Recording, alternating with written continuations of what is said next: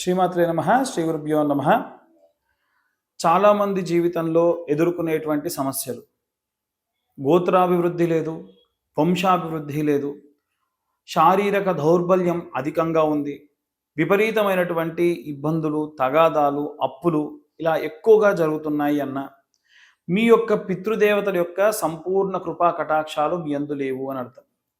కాబట్టి అలాంటి పితృదోష నివారణలకు గోశాప, స్త్రీ శాప, మాతృశాప వంటి దోషములు ఏవైనా ఉంటే కూడా గోకర్ణ క్షేత్రంలో విశేషంగా మోక్షనారాయణ బలి, అలాగే త్రిపిండీశార్థం, పంచమపిండాలు, దశమపిండాలు, ప్రాయచిత్త తిలాహోమం లాంటివి చేయడం, తర్వాతగా ఆ యొక్క పిండ ప్రదానాలను చేసినటువంటివన్నీ కూడా సముద్రుడికి సమర్పించి ఆ యొక్క మహాబలేశ్వరుడి దర్శించుకోవడం వల్ల విశేషమైనటువంటి దోషముల నుండి బయటపడడం జరుగుతుంది.